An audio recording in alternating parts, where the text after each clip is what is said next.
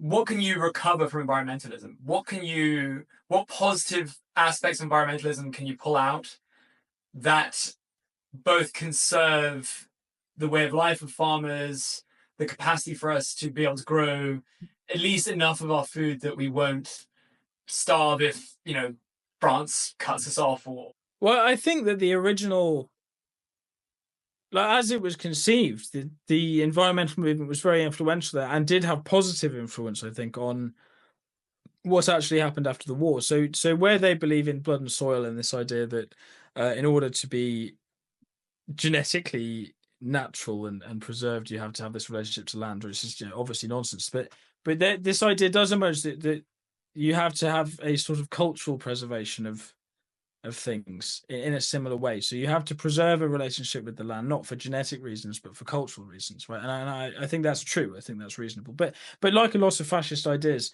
there often is a sort of grain of truth in there that's become corrupted and incoherent, right? And I think the grain of truth in what they were saying is that you need to preserve that particular way of life, Englishness. Also, I think one thing that's true that they say is that people who have a relationship with the land know better than scientists, which is a very key point. They make it because they hate scientists and they just want everyone to be peasants again. But I think that is true. I mean, it's just so everything about the countryside is very, very paternalistic, and it's ever so common for people to be like, oh, farmers are all stupid because they don't do. No, that's no. We know we know the land, we know what we're doing. We've been doing it for generations, and if we're not doing something, it's probably because it doesn't work, right? That is something the organicists were right about. I've forgotten the question. What was the question? Just so, what can you recover from environmentalism that would kind of be like a better conception of how we should? Oh yeah, sorry. I just forgot what my other point.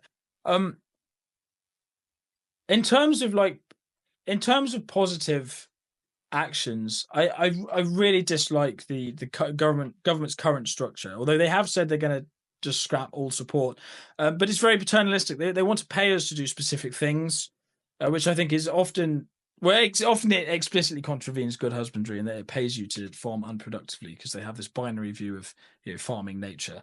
But I don't like it. It's not holistic. It's very difficult for them to administrate. It's just dumb. But farmers haven't really taken it up. What I do like is like my local council, for example, provides free trees, and I like that because they're not free in that. Oh well, obviously we pay tax, but we have to pick them up, we have to plant them, we have to water them and look after them, whatever. Particularly in weather like this, so there is a cost of labour to us and transport and such, but the government provides them and obviously organises it and facilitates them. So that's a very positive. Like it's just positive. They're helping us do something that we can then do off our own backs, and it feels much more like a partnership that we're sort of working together. Whereas because of the way that farming works, like at the moment we are reliant on government support. We do not get paid enough by the supermarkets, and the government don't seem prepared to fix that. So, but they've taken the support away, and in its place have given us these stupid SFIs, they're called. So we need to look through them and be like, what's going to damage my business model the least if I do, right? Which is just, it's very negative, and it's all really bureaucratic, and there's windows for applications and whatnot. Whereas if it was just on like a basic, we're going to help you do this stuff with some, providing some capital. Here it is. That's, it's much better. I much prefer that. And I think that like we're much more likely to do that than we would be if they were just to enforce something, And I think they need to just change the approach. I would take we all want nature. I'm not trying to bash environmentalism as such. It's just sort of the paternalistic attitudes I would remove. I guess my last question is, what if you had to take the opposing view? What is the one thing that farmers could do better, or like what's the biggest negative thing that farmers are doing that they should change? From an informed perspective, like a genuinely informed perspective. There are things that I don't like about what farmers do. Some of it I think you could fix if you had a competent minister. So for example, round bales, like silage bales, use an absurd amount of plastic for what they are. Very, very inefficient. Whereas if you have a silage clamp, which it has a capital cost in putting the clamp up, very little plastic, and arguably it's better, right? So I would be, having grants to help with putting up clamps. That would greatly reduce plastic. Some farmers, which there is regulation on this, and we were never allowed to do it. There is, I mean, there's a whole, again, I'm talking about a very niche cultural world here. You get inspected, so you can't break rules, but if some farms are particularly crap, the inspectors kind of don't bother. So like we used to be pretty good at home, so they'd be really anal and they'd pick you up on stupid stuff and you'd have to jump through loads of hoops. Whereas sometimes you go to a farm and it's a complete dump, and they kind of just turn up and just tick the box and they're like, yeah, okay, and just leave, right? Because it's like trying to climb a mountain for them. But some farmers, we never did this, and we were definitely not allowed to do this. They do burn plastic, which is not allowed. But again, I think this is actually something that is broadly the government's fault, in that they used to provide us with support and facilities to adequately dispose of stuff, and then they don't do that anymore. I'm not suggesting for a second that burning plastic is widespread. It's just an example of one thing. But like, so we get a lot of fly tipping now, which is not from farmers. It's people who are not farmers who just dump stuff on in our gateways, which is very kind of them.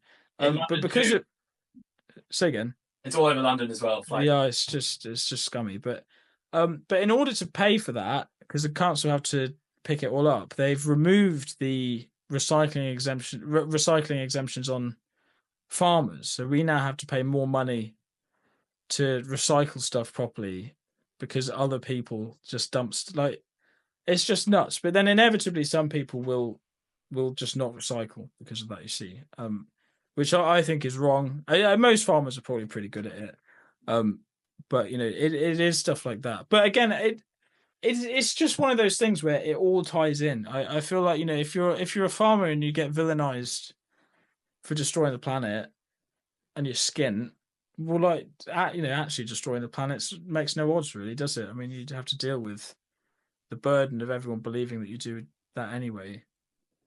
I think if people were nicer to farmers, they would feel an increased social responsibility. I mean, a better example of this, talking about burning plastics, not a very good idea, but a better example of this would be solar panels, right? We don't have solar panels on most land because farmers don't believe in that. And we could earn very good money for having solar panels, but we believe in the social utility of cheap food. Whereas when the government withdrew the SFI thing, my dad was like, screw it, we're just going to have solar panels. They can get stuffed, right? Which goes against the social philosophy of the farming community, but you get driven to it, right? And you just think, well, so there is stuff farmers could do better, but I do think that it ties in with the other stuff.